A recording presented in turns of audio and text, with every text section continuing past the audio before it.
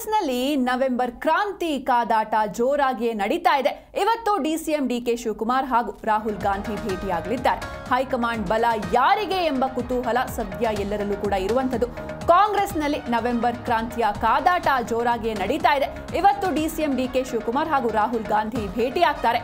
High command ಬಲ ಯಾರಿಗೆ ಎನ್ನುವುದು ಸದ್ಯದ ಕುತೂಹಲ. ನವೆಂಬರ್ 20ಕ್ಕೆ ಕಾಂಗ್ರೆಸ್ ಸರ್ಕಾರ ಅಧಿಕಾರಕ್ಕೆ ಬಂದು 2 ವರ್ಷ ಆಗುತ್ತೆ.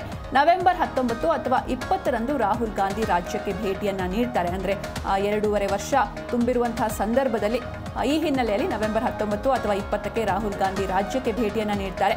ರಾಜ್ಯಕ್ಕೆ ಬರಲಿದ್ದಾರೆ ವಿಪಕ್ಷ ನಾಯಕ ರಾಹುಲ್ ಗಾಂಧಿ ಜೊತೆಗೆ ಇವತ್ತು ಡಿಸಿಎಂ ಡಿಕೆ ಶಿವಕುಮಾರ್ ಹಾಗೂ ರಾಹುಲ್ ಗಾಂಧಿ ಭೇಟಿಯಾಗ್ತಿದ್ದಾರೆ.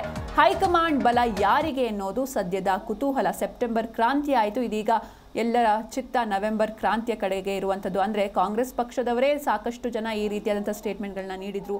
ವಿಪಕ್ಷದವರು ಕೂಡ ಈ ರೀತಿಯಾದಂಥ ಸ್ಟೇಟ್ಮೆಂಟ್ಗಳನ್ನ ನೀಡಿದ್ರು. ಕಾಂಗ್ರೆಸ್ನಲ್ಲಿ ನವೆಂಬರ್ ಕ್ರಾಂತಿ ಆಗುತ್ತೆ, ಸಿಎಂ ಕುರ್ಚಿ ಬದಲಾಗುತ್ತೆ ಅಥವಾ ಸಚಿವ ಸಂಪುಟ ಪುನರಚನೆ ಆಗುತ್ತೆ, ಎಲ್ಲದರ ಬಗ್ಗೆ ಚರ್ಚೆಗಳು ನಡೀತಾನೆ ಇವೆ. ಇವತ್ತು ಡಿಸಿಎಂ ಡಿಕೆ ಶಿವಕುಮಾರ್ ಹಾಗೂ ರಾಹುಲ್ ಗಾಂಧಿ ಭೇಟಿ ಆಗ್ತಾರೆ. ಹೀಗಾಗಿ ಇವರು ಡಿಸಿಎಂ ದೆಹಲಿಗೆ ತೆರಳಿದ್ದಾರೆ.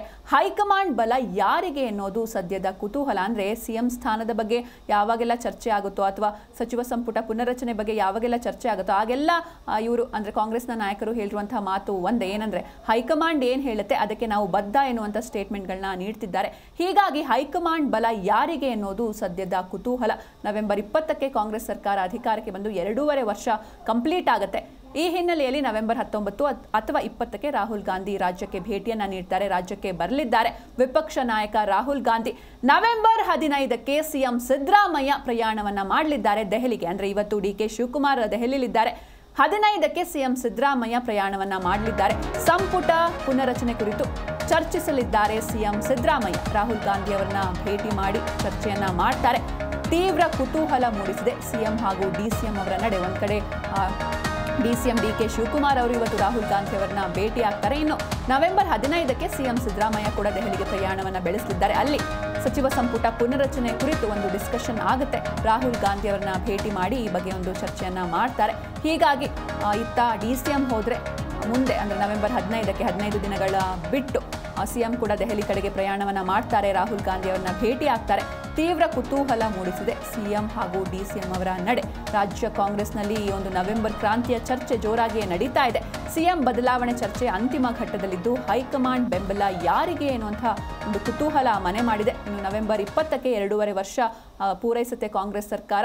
ಇದೀಗ ಆಂತರಿಕ ಚಟುವಟಿಕೆಗಳು ಗರಿಗೆದರಿದ್ದು ನವೆಂಬರ್ 19 ಅಥವಾ 20ಕ್ಕೆ ರಾಹುಲ್ ಗಾಂಧಿ ಅವರು ಕರ್ನಾಟಕಕ್ಕೆ ಬರ್ತಾರೆ ಎನ್ನುವಂತಹ ಮಾತುಗಳು ಕೇಳಿ ಬರ್ತಾ ಇವೆ. ಇನ್ನು ಸಿಎಂ ಸಿದ್ದರಾಮಯ್ಯ ನವೆಂಬರ್ 15ಕ್ಕೆ ದೆಹಲಿಗೆ ತೆರಳುತ್ತಿದ್ದಾರೆ.